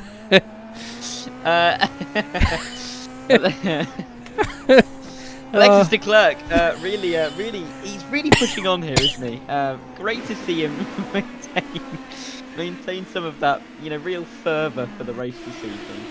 And hope that no one's listening to the broadcast now. If there's a spin, I think you can see why. Taylor Lane joins the club of, oh, hey, people who've gone down there. Can you imagine if I'd have set the cameras up right? It would have been great. But no, styles it out. Unfortunately drops a few places, but I'm sure he won't be too deterred by that. Silas Craig Vrolic behind him has gained 6 places in this race and is the biggest mover so far. He'll be really upset when I disqualify him for having the wrong coloured wheels. But Silas having a tricky debut, it's safe to say. We did have him registered for the championship as of last round, but God, making your debut in a new format and a new car at Belle, imagine. Oh! Nearly fell out of my chair. Oh, God. Yeah, it's not looking fun, is it? Oh, God. He's hanging on for dear life, and he's hit the wall. Is it even attached? In this race for just about 7 minutes. He's only got 32 to go. I'm sure he'll be fine. Oh, don't. The car doesn't want to turn right. He's taking the Aberdeen line. Oh no. We can't call it that. Good God. Well, Aaron Smith's going to think it's Groundhog Day. Because he's running in second place and he's putting in all manner of lap times that he can to go chasing down the race leader. Sam Fitzpatrick sitting in third. Jake Cranstone started 7th and he's up into 4th. He's having a much better race than the timing sheets display. So I'm sure he'll want to utilise the pit stops and potentially a strategy to make the most of it. They can only pit after the end of lap 8 though, so we won't see any scheduled stops at this point unless drivers have had a meatball flag, meaning that it's mandatory for them to come in and fix damage. We've had Danny Weir in so far for that. Lee Aberdeen and Francois Brandet unfortunately out of the race. They have decided to take no further part. Francois has put a gif of some divorce papers in the Discord. Don't quite think he's having the most fun of times with it this evening. But Jack Reeve, well, give a man a podium and he'll go for a race win. 3 podiums in a row. Oh no! I was just saying about Silas. Where's the damage? Where's the damage come from? Probably there. But no, actually, okay, so that was earlier. That was when Taylor Lane had his spin. This was just him coming into the pits. Unfortunately, there was no sort of notification of the incident, so we're not going to see it. But yeah, it's a big shame for Silas. He is back out on track, though. He's come back out, look. Got the car fixed and returns to the circuit, so good stuff. Yeah, just about gets back out. Ooh, it's looking... Oh, it just looks dicey through there, doesn't it? Yeah, it's scary. Never looked particularly comfortable. But yeah, I mean, there's a lot going on in this race, isn't there? Realistically, there's a lot to think about, like in the bigger picture, 100%, because it's that sort of circuit where it's difficult to overtake. So I think people will try and utilise some sort of pit stop strategy here. We've had the move from Taylor Lane on Stuart Clark. Stuart, moves over to the left to say, "After you, sir." Stuart does this. He's very good at thinking about the bigger picture. You know, he makes it clear when he's not going to make it too difficult for a driver. You know, he thinks about not losing too much time to the car in front. We've unfortunately had a drama for Martin Kenyon not long after that, so we're going to stick with this replay and see what happened to Martin. He had a great first race of the night, did Martin, but unfortunately since then it's that'll be it. Ooh dear. Fretwell has to then take avoiding action around the outside. Good stuff by Martin to keep the car to the inside. And just after that, there was another change of position. And it was Sam Fitzpatrick on Aaron Smith. Aaron very close to Jack. Luckily, him and Jack are good friends. This will have something to do with it. There we go. And Danny Weir also. Oh, no. He's hit the wall and given himself a meatball flag. So, a lengthy but fruitful replay. Yeah, gives us a little bit of an understanding on what's going on. I mean, so much I think that's going to be left unpicked in this race because there's so many little moments that we're just not going to catch because There's so many of them, frankly. Yeah. It's not quite a GT3 race at Virginia. No, in the but rain. It's still. Oh, God. It's still. I tried to blank that out of my memory. For anybody wondering, Dara and I had the pleasure and the hour-long mental breakdown of commentating on the Sim Racing International GT3 Championship at Virginia last week, and it was by far one of the funniest broadcasts either of us have ever done. It was the most chaotic race, with the race leader... Well, you know what? I won't spoil it. Go and watch it, because it's about half an hour of the Chaz and Dara podcast, and half an hour of just mayhem, isn't it, involving GT3 cars? And us. Yeah. And us having mayhem as well. Yeah. This is a little bit crazy. It doesn't lay a glove on that, quite frankly. No. I don't feel as slightly insane as I did then. No. As I do calmly watching Kevin Zemstra cruise around what is the widest part of any circuit you've ever seen in your life, just to go into this section of corners where it feels like it's single file. Yeah, it's like a multi-storey car crazy. park. Yeah, literally. The differences are crazy at this part of the circuit, but he's negotiating it very calmly indeed. A couple of seconds behind Alexis de Klerk, who himself is on his own a touch. And they seem to be going comfortably at the moment, waiting for the end of the race to spice it up. Yeah, I think they're all trying to just settle in a bit more of a rhythm at this point, aren't they? We've had a few meatball flags. Martin Kenyon has still got damage after his earlier visit to the wall, but clearly the car isn't that... Oh, he decided it wasn't badly damaged enough as he knocks it against the wall a second time. He will now come into the pits, I'm sure, to fix that. And yes, he does. Unfortunately, Danny Weir has had another incident and then had to jump back to the pits. Has he done the same thing Martin did? No. Oh, dearie me. Wow. Okay, talk about an exaggeration of physics. Goodness me. Oh, no. Oh, no, he's beached it. Oh, Danny boy. That is a big shame. Big shame. Danny now sitting on the sidelines, and I think doesn't look like he'll be going back out there, unfortunately. No. Yeah, that's just unfortunate, isn't it, really? I did say that these curbs were mountainous. They are disgustingly high, and that can happen, can't it? If you just make a little bit of a mistake, you get yourself stuck. And that's basically race over for Danny Weir. I guess, because points go down to 15th, don't they, for this race, Yes, they so do. I guess if he can get back out there and someone else has a big old crash, he'll still pick up a point or two. But is he gonna go around for 26 minutes just for a point? I'm not too sure. No, me neither. Danny has actually put in the YouTube chat, not only were his eyes bouncing, but now they're spinning as well. And I'm not surprised with the velocity of that accident. Oh, John Roberts has just had a little moment there out of the right-hander, but manages to recover it. He's lost a place to Lee Berridge, who moves back up into 11th for Blade Speed Esports. Hello, John. Yeah, straight to the pits. He's thought, you know what, that lap's gone. Now is the time. Now is the time to go back in. It's interesting because that little left-hander that Jack Reeve just went through there before that right-hand section, it always looks like on the previous camera that they're going to clout the wall, doesn't it? And then it suddenly cuts away and they're absolutely fine because the wall curves away. There's a lot of optical illusions around this place, like this wall. Ooh, breathe in. It's very scary, but Jack Reeve doing all the right things at the moment. That start was fantastic. Since then, he's just stayed up at the front, and he's hoping for his maiden Formula CDM win. Lee Berridge. Hello. Whoa! Whoa, dearie me. Well, what did I say earlier about keeping it pinned into the wall? Out of frustration, Lee has kept it pinned into the wall. He actually got a warning for doing that in a previous league. But he's had that spin. Oh no, oh no. Ooh. Keeps it in the right place. Styles it. Oh no, that hit against the wall has broken the suspension. And then he's just kept it floored. But this is why you don't do it, because that, for Martin, would have been terrifying. Did you see that nose cone go backwards as well? Yeah. That was faster than anything we've seen tonight. Yeah, it's at purple sector 3. It was quicker than Sam Fitzpatrick through that sector. Oh, goodness me. That really was a test on the iRacing physics, I think. It really was, yeah.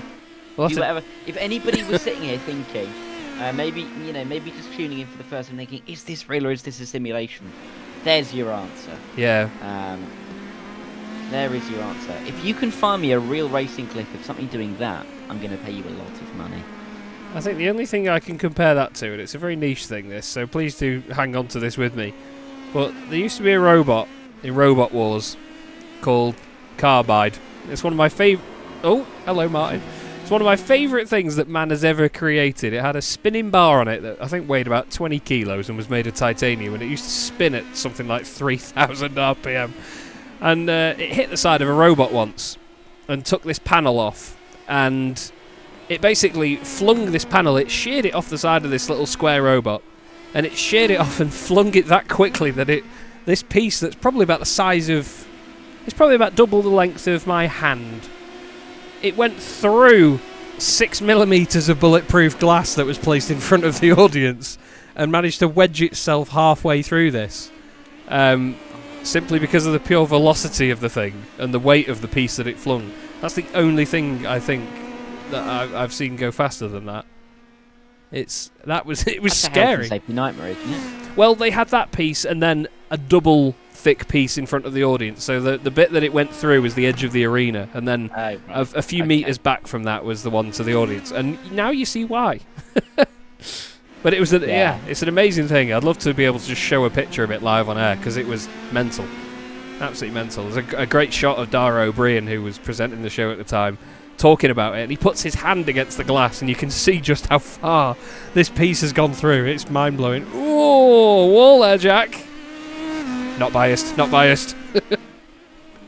Sam's doing well. Before we move on from that... Yeah, go on. Oh, yeah. He's doing very well. I was going to say, fun little Dara O'Brien fact. His name's actually Dara, but changed it because no one even could pronounce it. Little fact for you there. So am I pronouncing your name wrong then? And saying Dara wrong instead of Dara? No, you're just... No. I mean, you just think with a northern accent, aren't you? So, I mean, I'm not... Oh, yeah. I'm going to say that now. So Yeah. Yeah. Yeah, I'll go with that. I guess you grass, don't you? But whatever. It's fine. I don't mind. It's when you get like someone from around here who sounds like me and they go, "Oh, Dora." No, that's not it. Anyway, Charles. That's great. Charles. Yeah. No, but just Charles. Yeah. Charles Dracott. Charles. Yeah. Well, the Americans always say Dracott, and that upsets me. Drake. It's a hard Dracott. The worst thing is my middle name. It gets even posher, you know. My middle name's Edward. Charles Edward Dracott. Chedwood? No. I used to have hair like that actually, but no. Lee Berridge says apologies, I'd had enough. Completely get it, Lee. Completely get it. I've had enough feedback this week to know never to put Belle on a calendar ever again. Not in these cars. Simon Price's lovely wife Gail was just in the YouTube chat, and she shouted "Hypnodisc." Now there's a throwback, Robot Wars wise. I actually have a piece of Hypnodisc somewhere in the house. That is an incredibly dangerous and scary machine. So too is Jake Cranstone. He's on the move. Personal best on that previous lap. That was a good one, wasn't it? Personal best lap last time round, and another one in his pursuit of Aaron Smith right now. But ooh, you can tell them tyres are going off, can't you, as we hit the halfway point? Yeah, dangerous and weaponised, Jake Cranston at the moment, trying to get after that podium. And he's not far away. I mean, obviously just about a second behind Aaron Smith, but there's just not much going on at the moment in these battles, is there? Jack Reeve and Sam Fitzpatrick are kind of just keeping each other at arm's length. Aaron Smith dropping a touch off the top two, and then Jake Cranston's here with them, and then Alexis de Klerk's in a slightly different zip code a little bit further back. It's only a few seconds, but when we're looking at some of the time gaps lap by lap, it's not huge. No. I mean, last time by actually, Alexis de Klerk lost 0.7 of a second, so he's got to be careful. But there aren't really any battles on the track. The two closest cars on the circuit are Jack Reeve and Sam Fitzpatrick, and you wouldn't really say they're in a battle at the moment, are you? Would you? So, interested to see how this one's going to happen through the pit stop phase, and we cannot be far away from that because we're halfway through the race. Francois Brandes said, petition for Chaz to actually drive the tracks before picking them. Market research? No. Never. petition declined. Right. Irresponsible. Organise a league well. No. Jack Reeve into the pit lane, and after saving 0 fuel by leading the way, he is undoubtedly going to be the first one into the pit lane. But, interestingly, Sam Fitzpatrick did a purple lap last time round. He did the fastest lap of the race. So Sam is on a mission now to make sure that he can do the overcut on Jack Reeve. Where is Jack going to come out of the pit lane? That's going to be the next important thing. Is Taylor Lane going to be in the mix to fight with him? It looks like he might be. Jack really doesn't need this. He needs to stay in front of Taylor. I think, to be honest, yeah, he's just going to stay in front. But the slipstream may help Taylor over the next lap or so. Just depends how soon he's going to come in. Simon Price into the pit lane now for Mirage Sport. Crawling down the pit lane. God, it's a slow pit lane here, isn't it? Not the fastest by any stretch of the imagination, and you've got to get onto those stoppers pretty quickly after coming off the really fast penultimate corner. Fitzpatrick continues through on his merry way, of course, with a pit stop to serve. Jack Reeve has served his. Got the gap to Alex Fretwell. He's kind of between Fretwell and Taylor Lane at the moment, and it's not the biggest of margins to be in, but you'd expect pretty much everyone to pit this time by or next anyway. Does Sam come in this time? Let's see. Yes, he does. Thought for a moment he wasn't, but he does in the end, and gets on the brakes very sharp. As you can really see how hard you have to brake to make sure you get it stopped there. Yeah, absolutely. You have to properly leave it late, but you do have to stamp on them. And it's easy to lock up in these cars, as we've seen. The whole top 5 into the pit lane. Alex Fretwell may be next in, unless he chooses to go on by. No, he's going to come into the pit lane as well, and so is Taylor Lane. That means that Jack Reeve will continue on, and he's going to try and take this lead. But what about Sam Fitzpatrick? Ooh, Sam might have had him. Sam might have done it, and he has, yeah. Jack Reeve not close enough to get ahead of Sam Fitzpatrick. So even in the pit stops, they can't beat this guy. Sam doing a wonderful job. He was in his box for 1.5 seconds less, which is the gap you see in front of you, inverted now. And Fitzpatrick leads this race with 16 minutes left to go. Big turning point there, Dara. It's far from over. I think the thing for Jack that he has to really hold on to here is he has been the driver inside the top 3 at least this evening to be able to make overtakes at this circuit. It's been tricky, but he's the one to have made it work. Yes, it was lap 1. Yes, it would have been a little bit easier on the opening tour of the circuit. However, he is capable, clearly, of getting a move completed around this circuit, and so he's going to have to hold on to that if he wants to try and win this race from behind Sam Fitzpatrick, who Sam looking for his 4th win in a row, Jack himself looking for his 4th podium in a row. So they are the 2 hottest drivers on the grid in terms of their form right now. And I think Aaron Smith's going to be one to try and play catch up to these two, especially if they start to battle. Yeah, absolutely. Oh, dearie me, kiss of the wall there for Jack Reeve. Alex Fretwell has had a spin or an accident or some contact with the wall. No, he's had a large drama. I think he's hit the wall on the right there, and then it's flung him over to the left. Let's go on board and have a look. Is he just going to overdo it on the exit, or is he just going to clip that little polygon on the right? Oh no. Oh, dearie me. And then it just clips the end of the wall, and it's placed in such a horrible position that it's beached on the curb. Oh, that is devastating. That's the 2nd or 3rd car we've seen beached tonight as well. It's strange, isn't it, for a street circuit to have such big curbs to get stuck on? It is. But yeah, everything's bigger in America, isn't it? So there's always that. We're not far from Canada, Belle Isle. I think it's across the river, isn't it? Yeah. It's not that far. But no. We are firmly in Detroit, USA. This is still a better circuit than the new one they've moved to. Yeah. Detroit, which is it's just bad. Yeah. No, there's not really any other word for it. It's just bad. There are words, but we've not broadcasted them. well, exactly. There we go. That's actually quite fun. Where are we now with Jake Cranston? Coming through the final couple of corners. He's about 100 metres away from Canada right now. That's how close it is. That's not a scientific measurement, maybe slightly more than that, but quite literally. Coming out of turn 6 towards turn 7, I'm going to measure it, Charles, on Google Earth. I'll tell you how far it is. Right, well, Dara is away measuring, which is not something I thought I'd ever say at a broadcast. Sam Fitzpatrick leads us down towards turn 3. But Jack Reeve is very much in attendance here. He's not let the fact that Sam has jumped him in the pit stops deter him from this potential race victory. 13.5 minutes left here at Belle Isle, and it is all still to play for. The two of them glancing from wall to wall and making it look very easy. And now as Jack goes back into the slipstream, car 2 is P2. He wants to use all of that extra bit of clean air that distorted air that Sam is going to generate for him and really drag him down to turn 7. Tight and twisty section here. This is one part of the track that can make all the difference. And you see, though, that Jack is really having to fight the car through here. So bumpy. You can never really guess what the car is going to do, and in moments like that as well, it's even more clear that it is just as unpredictable as ever is this little Indy Pro 2000 PM18. Little kiss of the wall by Sam Fitzpatrick there. Race leader definitely feeling the pressure now, Dara. How far is it?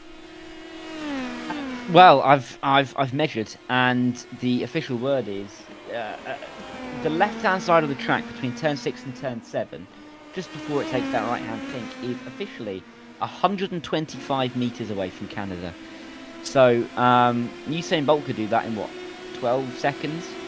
Probably not. We're not that far away. Probably not on water. Probably not on water. Then again, he's that fast. Jesus could run. Well, yeah. No one ever got a stopwatch on Jesus. We just don't know, do we? No. Did you know that Chuck Norris could swim through land, even though Jesus could walk on water? There you go. Chuck Norris and Jesus in the same sentence. This is on a broadcast. We're ticking off all the obvious bingo bits, aren't we? Yeah. Oh, good lord. Welcome. Okay, it's just up here. So Kevin Zemstra on the left-hand side, kind of where this advertising boarding is there, on the left. There you go. 125 metres, that's it.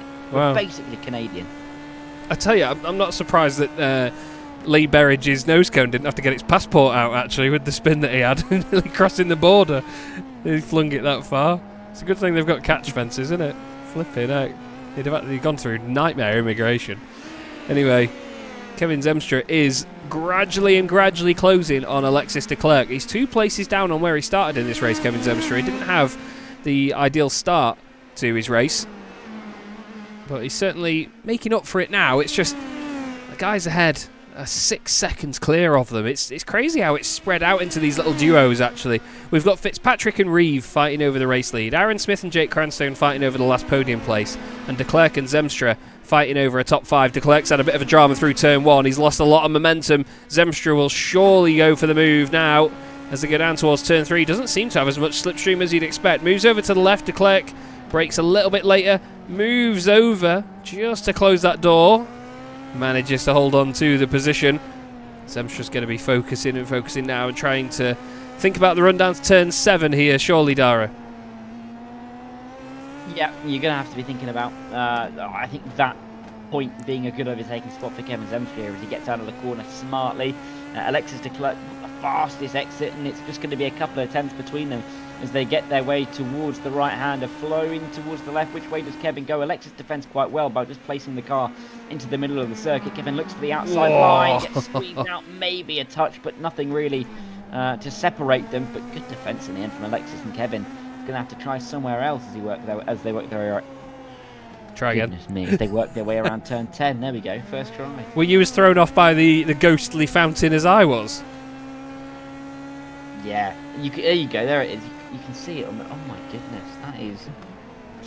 May I remind the Doctor Who theme on. Ooh. May I remind the staff at iRacing that it's 2026? Wait for it.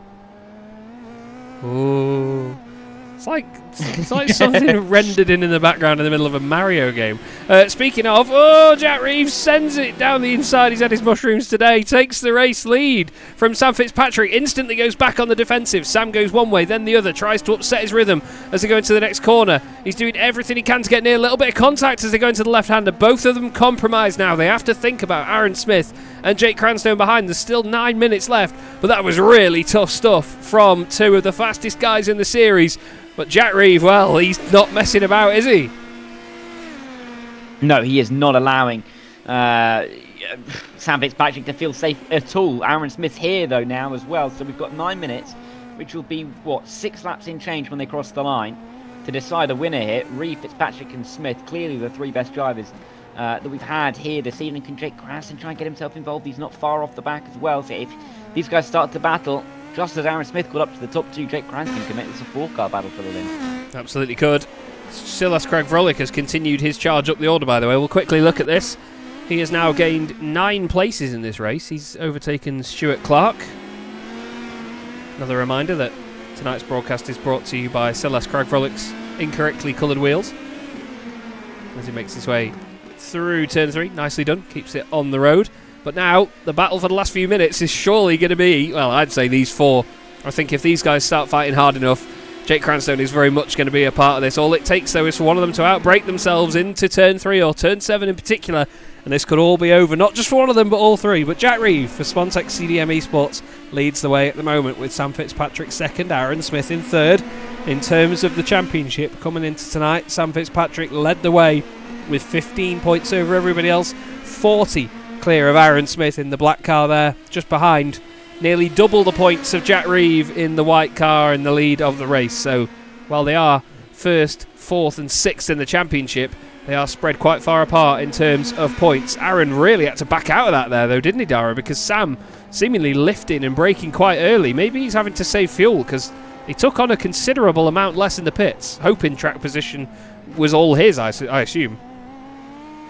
Yeah, but it's just not how it's happened, is it? Or how it's unfolded for him. Interesting how those differences in the pit stop phase and those choices that you make can have implications right the way towards the end. Of course they would, but the manner in which what they have here is quite intriguing. 7 minutes to go means we've got 5 laps, and it's not a long time at all, for these guys to try and settle it between them, especially when there's only 2 or 3 clear overtaking spots every single lap. One of them's down here at turn number 3. And if Sam can't start trying to put some big pressure on, he's going to start to feel like it's a long way to the race win. But he's on the outside line. He was on the inside line for turn number 3 on lap 1 was Jack Reeve, and it worked out then, and it'll work out again. But how long can he withstand this pressure? Yeah, like I say, all it's going to take is a little mistake from one of them, and it's going to be game over. Kevin Zemstra has gotten past Alexis de Klerk. The Frenchman wants to come back at him, though, for P5. Doesn't work this time round. Oh, kiss of the wall from Kevin. Hopefully that's not damaged the car too much and he can still continue on. They seem quite robust, these little cars, actually. We've seen a lot of them clipping the wall here and there and managing to carry on at full chat. But yeah, Jack Reeve doing a wonderful, wonderful job of getting that lead back and holding on to it. But boy, they're going to be sweating here, aren't they? They've had to work really hard, all of them. Aaron Smith, he's probably one of the most hard-working drivers of the night. He's constantly been chasing Sam Fitzpatrick or somebody for a race win. And he's just that little bit far off it. Just a tad, isn't he? It's so tricky. I think when you're put into these positions to really know exactly how to go about them. But again, not long to work out exactly what the right thing's going to be. 4 laps to go now as they cross the line once again. Not a lot to separate the top 3. Couple of cents slow for Aaron Smith on that lap. A little bit wide through 2. Oh, hit of the wall for Sam Fitzpatrick. Here comes Aaron Smith. He's got a great run. Absolutely does. Moves over to the left-hand side. Sam with no meatball flag or visible damage on the car. They remain side by side into the next right-hander, and Aaron's going to go around the outside and carry the momentum. That has let Jack get away by about a second from the 2 of them now. Nothing really that Sam could have done about that, just an honest mistake. Hopefully for his sake the car isn't too damaged. Whoa, Aaron has a big old wobble there. And even as a driver following, that's scary, because all it takes is for the driver in front of you to have one little overcorrection, end up in a barrier, and suddenly you are at the scene of an accident before you know it. I'd just like to give a quick shout to Silas Craig Vrolik, who is having a great race here, this second race of the night. He's really showing his class here. He was one of the quickest drivers in Formula 1 back when it started, and he is really flying again in open wheelers. Just that qualifying session and his pedal failure unfortunately let him down. He's gained 9 places in this race and he's going brilliantly. So too is John Roberts as well. He's gained 7 from where he started. He started right at the back of the grid in 18th position, and he is just outside of the top 10, 2.6 seconds off his old mate John Tusting, with another old mate of his, Simon Price, just behind. Jack Reeve though, 4 minutes to go. How relieved must he feel right now, Dara, knowing that gap has just opened up behind him? Yeah, I think he's going to be feeling a little bit better about himself, that's for sure. He's got that extra cushion of comfort, and that will be definitely making him smile towards turn number 3 this time by, with 3 laps to go. Yeah, it's a great spot for, I think, for him to find himself in.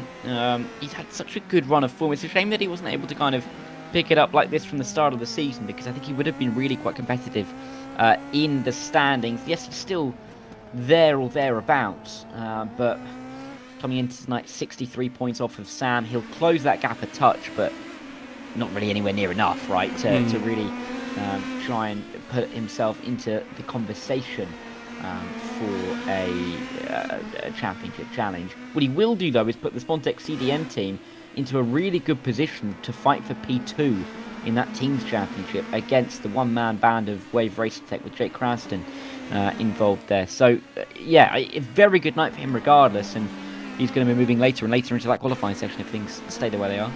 Absolutely. He's going to be absolutely buzzing, as will I. Unbiased. Taylor Lane has had a spin down at turn 3, luckily, with quite a bit of free space around him. All it takes is a little spin to get back on track, and he remains ahead of Silas Craig-Brullock. But Silas is very much on the chase. Martin Kenyon, unfortunately, being back in the pit lane, has had his third meatball flag of the race. He's certainly put that car through its paces tonight, has Martin. But unfortunately, any repairs that need doing now will not be done as a fast repair. They only get one over the course of the race.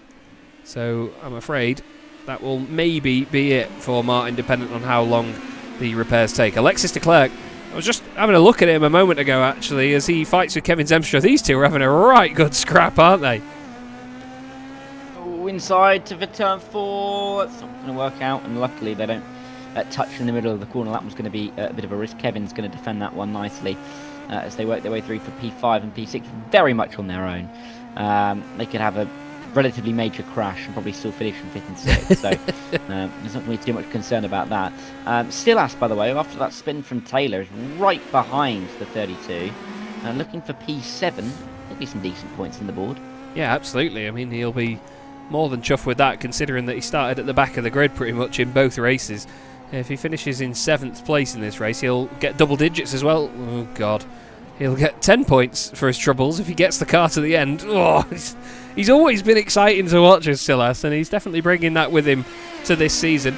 Jack Reeve has reopened his race lead to just over a second from Aaron Smith with 1 lap left to go. And, well, Aaron has to throw everything in the kitchen sink at this, but I think now he's going to be looking in his rearview mirror, isn't he? Because there's a bright yellow car and a championship leader in it right behind him. Oh, hello. Oh, yeah, really. Moving around as well, that's not going to be comfortable. I think Sam's doing everything he can to just put Aaron off and get himself maybe into a position where he forces the 42 into a mistake. Time is firmly running out, though, as they work their way around for what should be the final time in this race, isn't it? I think so. I think by the time they were going through turn 1, there was like 1 minute 18 left, so this should be the final lap. I think the completely unbiased part of me is hoping that it is. But Jack Reeve leads this race in car 2. We're not going to put too much of a curse on him just yet, but I tell you, he's withstood a hell of a chase, hasn't he, so far? Yeah, he has. And with theoretically only a few corners to go, all he has to do is get himself to the line. Oh, a bit of a moment for Smith. Fitzpatrick may try and bounce on that, but it's difficult in the last couple of corners. Jack Reeve just has to drive it to the line now. He absolutely does. Around the final corner he goes, and the bright green lid of Jack Reeve is going to take his first ever win in Formula CDM, completely unbiased for Spontex CDM Esports. Get it, sunshine.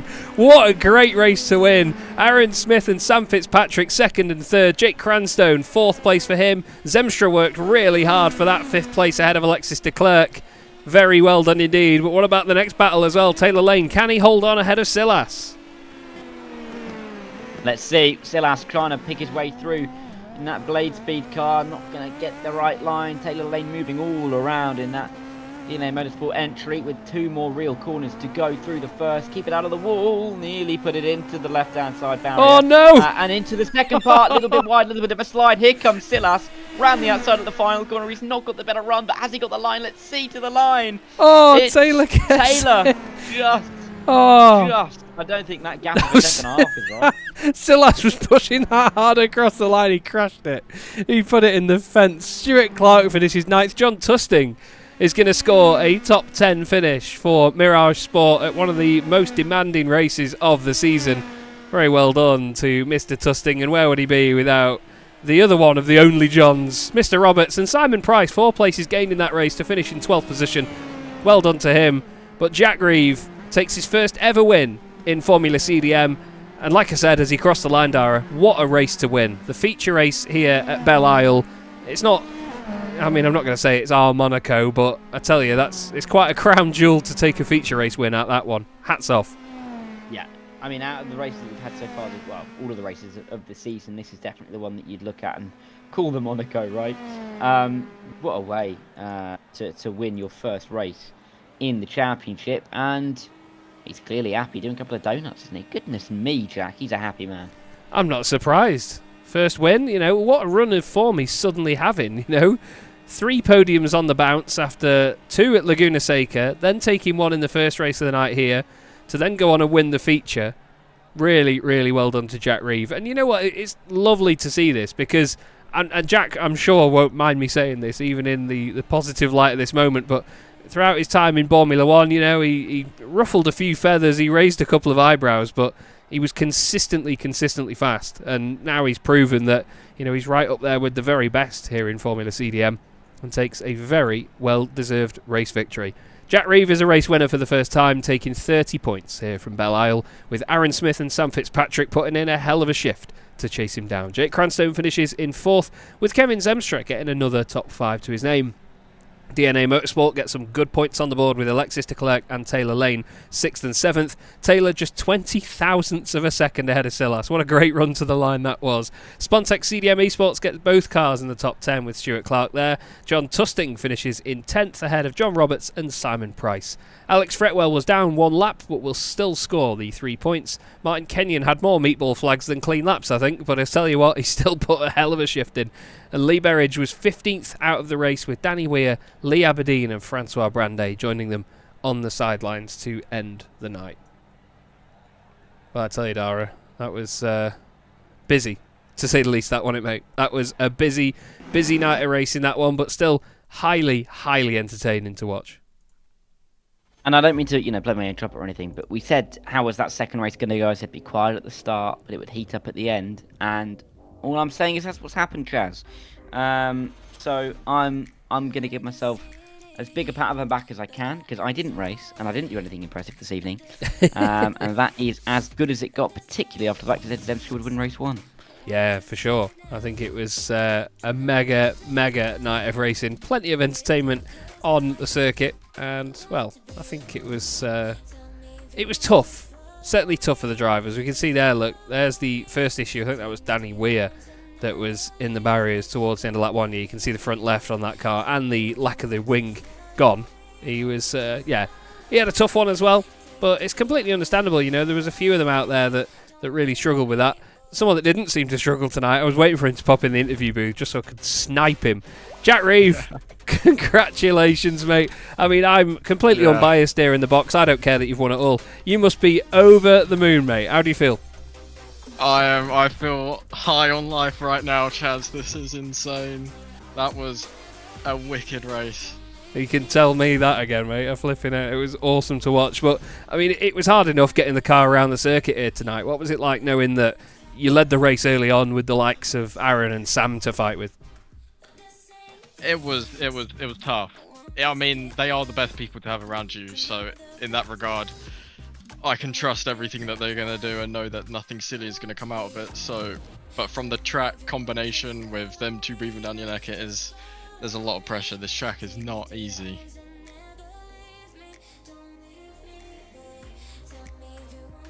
Oh, apologies. I just realised I was muted then as I took a sip of my drink. Obviously, the main thing that people have been talking about is the fact that it's a very bumpy circuit as well. What was that like for you guys? Because you raced on a direct drive as well, don't you? Yeah, it is hard. I did turn the force feedback down a little bit just to make sure I didn't hurt any wrist or anything in the process. But it is tough. The bumps do catch you out a little bit.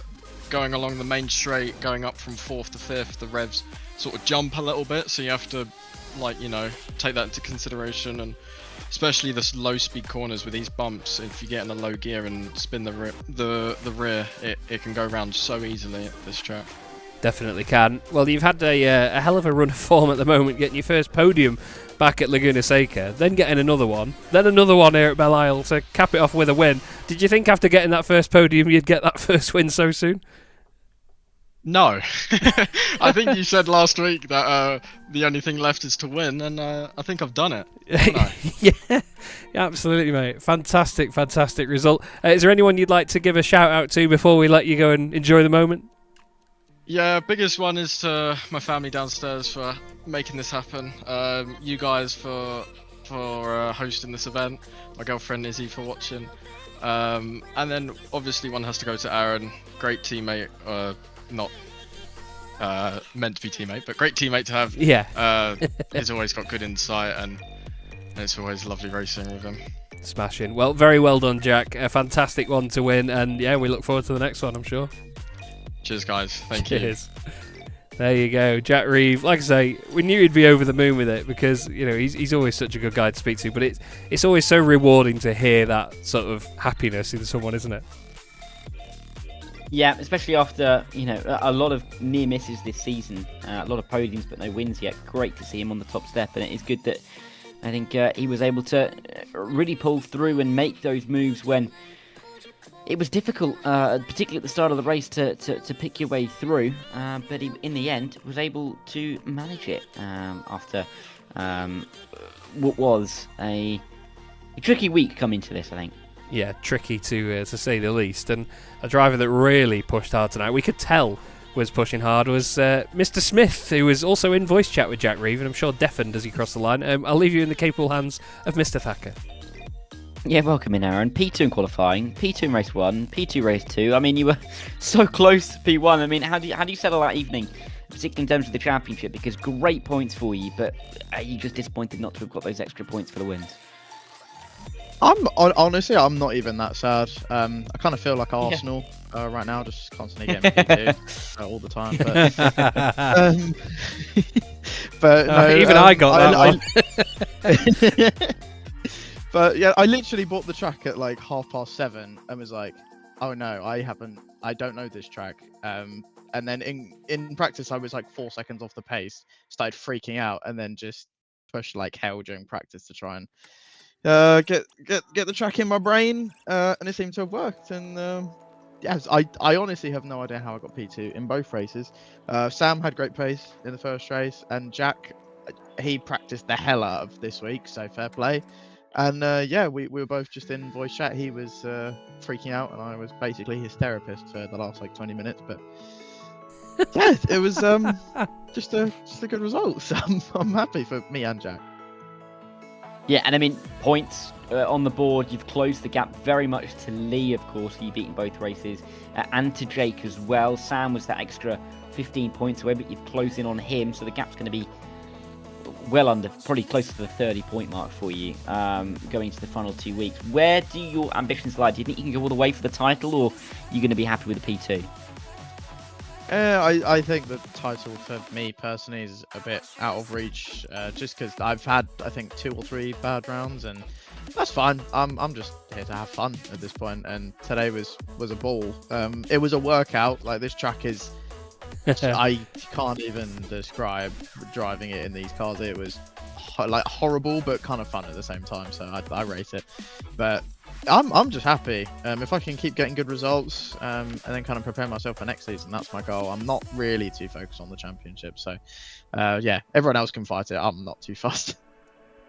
Yeah, well, either way, you're going to be at Interlagos next week. That's a track that always delivers. In these cars, can you give me 3 words for how you think Interlagos is going to go next week?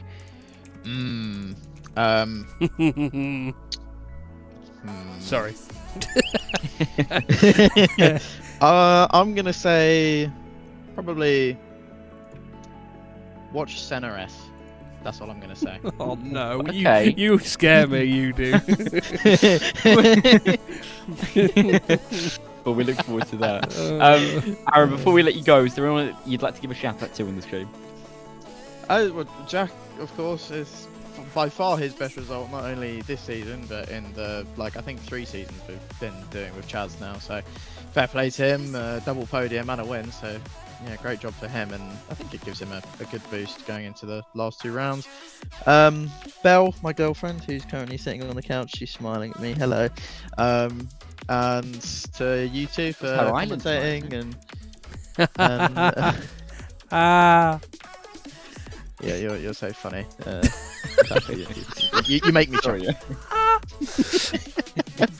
No, but to you two for providing the commentary, blah blah blah, all that fun stuff. But yeah, it's been a good day. So you know, I'm gonna hold back. Don't worry, I won't say anything.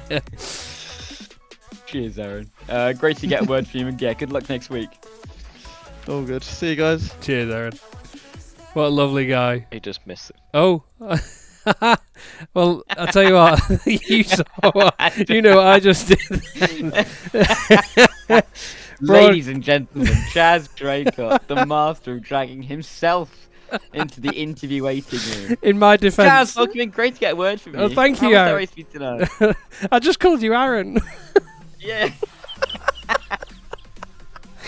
Oh no, it's happened. In my defence, Aaron moved himself back into the interview waiting room, so Yeah, by no. dragging, I then put myself in there, which is why Jake was talking. I want to bring in Alexis de Klerk for a quick chat. Hello, sir. How are you, first off? How did you enjoy tonight? How did you find tonight? Hey guys. Well, I don't know what to say. I just drove alone most of the time and then got attacked by a great battle with Kevin at the end, but a little bit sad to lose it. I tried to overtake him back, but even if you're close, you cannot just attack like any else track. It's too narrow at some points, too bumpy at some others. You can just pull the throttle in the middle corner to exit well. Mm-hmm. You know, always in control, always how do you say, focus. Yeah. It's quite hard. First time driving here, not gonna forget it.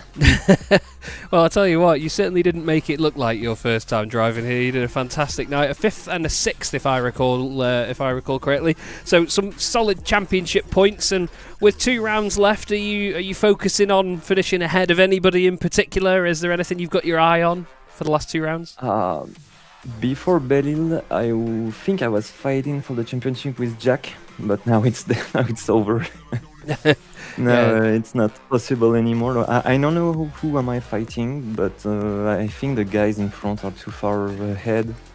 I always finish between 5 and 7, so with a miracle I can score big points, but the guys are too fast. I can't hope for a podium or something else. Besides, Sao Paulo will not be there. For the moment, I'm working, if it's not changing since the date. But we'll be only driving the last, so it's my drop round at Sao Paulo. So we'll see.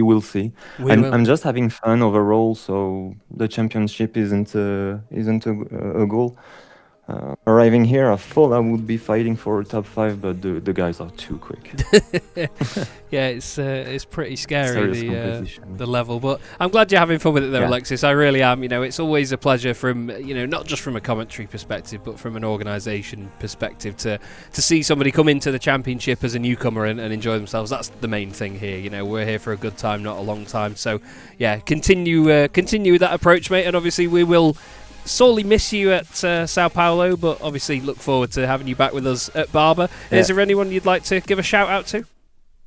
François, of course. He didn't had any luck tonight, so I hope he comes better next time and do well. Some crashes, some mistakes, but overall, see you next round with François. I'll be watching you on the stream anyway, Good even stuff. if I'm not driving. Good stuff, mate. Well, Thanks, guys. thank you for coming in, Alexis. We'll see you soon, mate. Bye. Another lovely, lovely human being. We're very lucky to do what we do, Dara, because we speak to some fantastic people, don't we? And it's great to see them all out there racing together. He's got a great voice, isn't he? Oh, he does. That- Definite radio. Get him on some audiobook. Oh my goodness me. You know that Jurgen Klopp clip where he where the translator talk about. If anybody knows what I'm talking about, if whether Travs does not, it's like that. Goodness me. Anyway, back to the race. He did great, didn't he? By the end of the race, and it is nice because he was right. He's kind of in that 5th to 7th threshold all the time. He just can't quite seem to break onto the podium as regularly as sometimes maybe his pace deserves it. But yeah, great to see him enjoying himself, and that is of course the main thing. Yeah, that is the main thing indeed, and it was a very, very enjoyable night here at Belle Isle from the commentary box. But we certainly look forward to Interlagos in a week's time. As Dara said during the stream, it's amazing that we are already just a fortnight away from the end of the Formula CDM Americas Series. Sam Fitzpatrick, certainly the driver to beat, but tonight we've seen a number of them show that it is not his way in every single race. Jack Reeve takes his first ever win in Formula CDM. Aaron Smith puts on a hell of a show to take second place in both, and we look forward to the next time round at Interlagos. But for now, thank you so much for watching, everybody. Thank you to Dara and the drivers and everybody for putting on a show, and we'll see you in a week's time. Have a good night.